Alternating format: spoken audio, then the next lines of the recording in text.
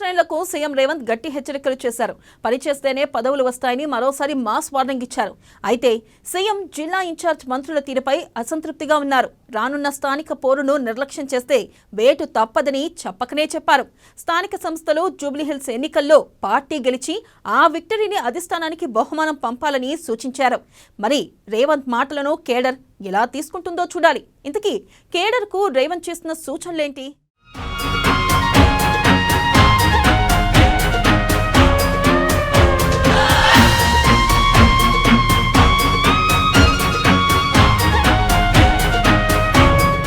పార్టీలో పనిచేయని వారికి రేవంత్ వార్నింగ్.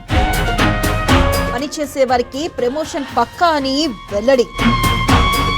జిల్లా ఇన్ఛార్జ్ మంత్రుల పనితీరుపై రేవంత్ అసంతృప్తి. కీలకం కానున్న స్థానిక సంస్థలు జూబ్లీహిల్స్ ఎన్నికలు. పార్టీ కోసం పనిచేస్తే పదవులు అవే వస్తాయని వెల్లడి.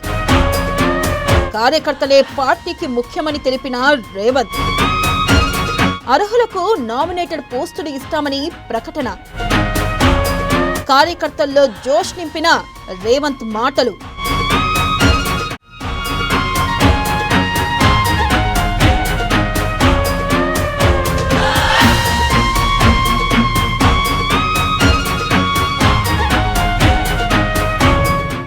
రేవంత్ రెడ్డి తెలంగాణ ముఖ్యమంత్రిగా కాంగ్రెస్ పార్టీలో క్రమశిక్షణ బాధ్యత కలిగిన వ్యక్తిగా పార్టీ నాయకులకు మరోసారి గట్టి హెచ్చరికలు జారీ చేశారు. ఇటీవల గాంధీ భవన్లో జరిగిన పొలిటికల్ అఫైర్స్ కమిటీ సమావేశంలో పనిచేయని వారికి డిమోషన్, పనిచేసే వారికి ప్రమోషన్ అని స్పష్టమైన సందేశం ఇచ్చారు.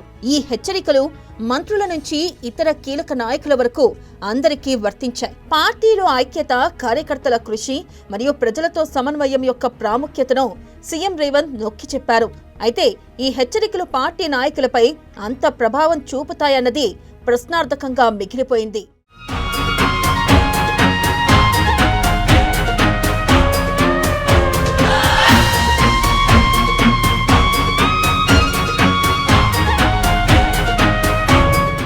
ముఖ్యంగా జిల్లా ఇన్ఛార్జ్ మంత్రులు తమ బాధ్యతలను సక్రమంగా నిర్వహించడం లేదని డైరెక్ట్గానే రేవంత్ చెప్పారు. కొంతమంది పార్టీ నాయకులు ప్రజలతో ఎక్కువగా కలిసి పనిచేయడం లేదని ఆయన అసంతృప్తి వ్యక్తం చేశారు.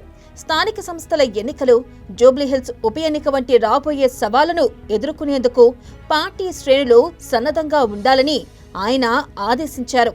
పార్టీ అభివృద్ధి కోసం కృషి చేస్తేనే పదవులు వస్తాయని, తాను కూడా పార్టీ బాధ్యతలు నిర్వహించడం ద్వారానే ముఖ్యమంత్రి పదవిని సాధించారని రేవంత్ గుర్తు చేశారు. పట్టి విక్రమార్క గారు ఎన్ఎస్యుఐ నుంచి సిఎల్పి లీడర్ గా, వర్కింగ్ ప్రెసిడెంట్ గా, ఈ రోజు ఉప ముఖ్యమంత్రిగా వారు ఈ రోజు బాధ్యతలు చేపట్టారు. ఈ పక్కన మహేష్ కుమార్ గౌడ్ గారు ఎన్ఎస్యుఐ రాష్ట్ర అధ్యక్షుడి నుంచి మొదలు పెడితే కార్యనిర్వాహక అధ్యక్షుడు, శాసన మండలి సభ్యుడు, ఈ రోజు పిసిసి ప్రెసిడెంట్ గా వారు ఈ రోజు బాధ్యతలు నిర్వహిస్తున్నారు. పార్టీలో బాధ్యత నిర్వహిస్తే తప్పకుండా అవకాశాలు వస్తాయి. చాలా మంది ఈరోజు కాంగ్రెస్ పార్టీలో గతంలో ఏ విధంగా ఉన్నా, నేను 2018లో వర్కింగ్ ప్రెసిడెంట్ గా, 2019లో పార్లమెంట్ సభ్యుడిగా, 2021లో పిసిసి అధ్యక్షుడిగా, 2023లో తెలంగాణ రాష్ట్ర 2వ ముఖ్యమంత్రిగా బాధ్యత చేపట్టిన అంటే కాంగ్రెస్ పార్టీ బాధ్యత నుంచే నాకు ఈ ఎదుగుదల, ఈ ప్రమోషన్ వచ్చింది. ఈ వేదిక మీద చాలా మంది అక్కడ ఉండే శ్రీహరి గారు కావచ్చు, చాలా మంది ఆ వరుసలో సురేఖమ్మ గారు కావచ్చు, వీళ్ళందరూ జిల్లా పార్టీ అధ్యక్షులుగా రాణించారు కాబట్టి, పార్టీకి సేవలు అందించారు, ప్రజల్లో ఉన్నారు కాబట్టి పార్టీ ఈరోజు గుర్తించి వాళ్లకు, వాళ్ళ కుటుంబ సభ్యులకు ఈరోజు ఎమ్మెల్యేలుగా, ఎంపీలుగా, మంత్రులుగా ఇవన్నీ బాధ్యతలు అప్పగించడం జరిగింది. పార్టీ బాధ్యత మోసిన వాళ్ళకే ప్రభుత్వంలో భాగస్వామ్యం ఉంటుంది అని చెప్పి ఈ రోజు నిర్ణయం తీసుకున్నాం. ఇక్కడ రేవంత్ ఎవరిని దూషించడం లేదు. పార్టీని మరో 10 ఏళ్లు అధికారంలో నిలపాలంటే గ్రామ స్థాయి నుంచి బలమైన పునాదులు అవసరమని చెప్పారు. పార్టీలో క్రమశిక్షణ లోపం, నాయకుల మధ్య సమన్వయం లేకపోవడం, ప్రజల నుంచి దూరమవడం వంటి సమస్యలను సరిదిద్దాలని అనుకుంటున్నారు. ముఖ్యంగా పార్టీ నాయకులు ప్రజలకు దగ్గరగా ఉండాలని, ప్రభుత్వానికి ప్రజలకు మధ్య అనుసంధానంగా పనిచేయాలని సూచించారు. అంతేకాక రాబోయే స్థానిక ఎన్నికల్లో కాంగ్రెస్ విజయం సాధించాలంటే నాయకులు, కార్యకర్తలు ఇప్పటి నుంచే కష్టపడాలని ఆయన పిలుపునిచ్చారు. ఇవాళ రాబోయే స్థానిక సంస్థలలో నాయకుల ఎన్నికలు అయిపోయిన ఎమ్మెల్యేలు, ఎమ్మెల్సీలు ఇప్పుడు కార్యకర్తల ఎన్నికలు రాబోతున్నాయి. కార్యకర్తల ఎన్నికల్లో ఎవరైతే కష్టపడతారో, కార్యకర్తలను కష్టపడి ఎవరైతే గెలిపించుకుంటారో వాళ్ళు తిరిగి నాయకులుగా రాష్ట్ర స్థాయికి ఎదుగుతారు. అందుకే ఈరోజు పార్టీ నిర్మాణంలో భాగస్వాములు కావాలి. స్థానిక సంస్థల ఎన్నికల్లో పార్టీ కార్యకర్తలను గెలిపించుకోవాలి. అప్పుడే పార్టీ బలోపేతం అవుతుంది. పార్టీ బలోపేతం అయితే రెండవసారి కాంగ్రెస్ పార్టీ తిరిగి అధికారంలోకి వస్తుంది. రెండవసారి అధికారంలోకి రావడం మీ చేతుల్లోనే ఉంది. మీరు ప్రజల దగ్గర ఉండండి, ప్రజల సంక్షేమం కోసం పనిచేయండి, తెలంగాణ అభివృద్ధిలో భాగస్వాములు కాండి.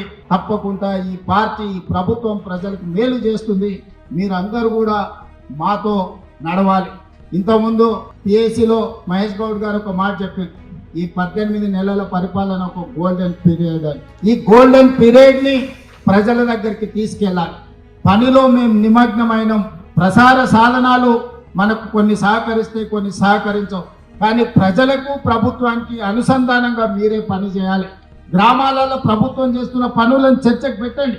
10 సంవత్సరాల వాళ్ళ పరిపాలనను, 18 నెలల మన పరిపాలనను అంచనా వేయమను. మీరు సవాల్ చేయండి సూటిగా. మీరు లెక్కలు తీసుకోండి. లెక్కలతో మనం జవాబిద్దాం. ఏ విషయంలో అయినా సరే, విద్య కానీ, వైద్యం కానీ, రైతు రుణమాఫీ కానీ, రైతు భరోసా కానీ, లేకపోతే ఆర్టీసీలో ఉచిత ప్రయాణం కానీ, మహిళలకు 0% వడ్డీ కానీ, ఏ విషయమైనా సరే 10 సంవత్సరాలలో వాళ్ళేం చేసిండ్రు, 18 నెలల్లో మనమేం చేసినామో లెక్కలు చెప్పి ప్రజల్ని ఒప్పించి రాబోయే రోజుల్లో పార్టీ నిర్మాణంని ముందుకు తీసుకువెళ్దామని తెలియజేస్తూ, అయితే సీఎం రేవంత్ హెచ్చరికలు ఆచరణలో ఎంతవరకు ప్రభావం చూపుతాయన్నది సందేహాస్పదంగా ఉంది. గతంలో కూడా రేవంత్ ఇలాంటి హెచ్చరికలు జారీ చేసినప్పటికీ పార్టీలో అంతర్గత విభేదాలు, కొందరు నాయకుల నిర్లక్ష్యం కొనసాగినట్లు వార్తలు వచ్చాయి. ఇక కొందరు మంత్రులు తమ జిల్లాల బాధ్యతలను సరిగ్గా నిర్వహించడం లేదని రేవంత్ అసంతృప్తి వ్యక్తం చేశారు. ఈ నేపథ్యంలో ఈ కొత్త హెచ్చరికలు నాయకులను కదిలించి పార్టీలో కొత్త ఉత్సాహాన్ని నింపగలవా, లేక కేవలం తాత్కాలిక హడావిడిగానే మిగిలిపోతాయా అన్నది చర్చనీయాంశంగా మారింది.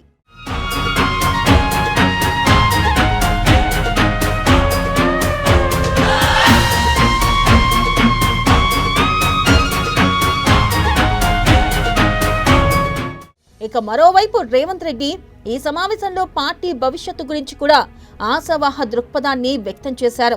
2033 వరకు కాంగ్రెస్ అధికారంలో ఉంటుందని, రాబోయే ఎన్నికల్లో విజయం సాధించేందుకు నాయకులు ఇప్పటి నుంచే సన్నద్ధం కావాలని సూచించారు.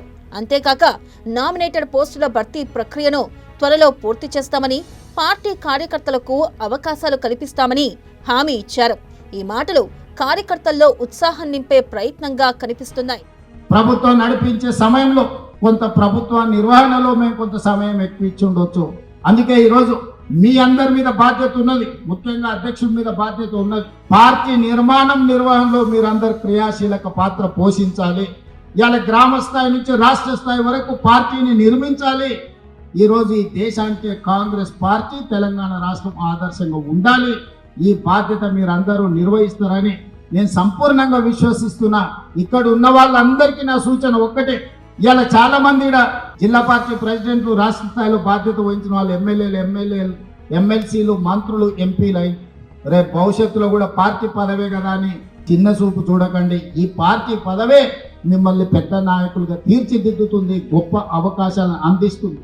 పార్టీ పదవిని చిన్న చూపు చూసిన, పార్టీ ఇచ్చిన పదవిని నిర్లక్ష్యంతో నిర్వహించిన అది తీరని నష్టం మనకే తెచ్చిపెడుతుంది. మనం చేసే కష్టం మనం ఎదగడానికి ఉపయోగపడుతుంది. మనం చేసే పని 10 మందికి ప్రయోజనం చేకూరుతుంది. అందుకే ఈరోజు మీ పదవులు వచ్చిన వాళ్ళందరికీ వచ్చే ప్రభుత్వంలో 2029లో రెండోసారి ఏర్పడబోయే ప్రభుత్వంలో ఈ రోజు పార్టీ పదవులు ఉన్న వాళ్ళకి చాలా మందికి అవకాశాలు వస్తాయి. మొత్తంగా రేవంత్ రెడ్డి హెచ్చరికలు కాంగ్రెస్ పార్టీలో కొత్త జోష్ని తీసుకొచ్చే అవకాశం ఉంది. కానీ వాటి ప్రభావం నాయకులు ఎంత సీరియస్ గా తీసుకుంటారన్నది వారిపైనే ఆధారపడి ఉంటుంది. రాబోయే స్థానిక ఎన్నికలు, జూబ్లీహిల్స్ ఉప ఎన్నిక ఈ హెచ్చరికల ఫలితాలను పరీక్షించే కీలక అంశాలుగా మారనున్నాయి.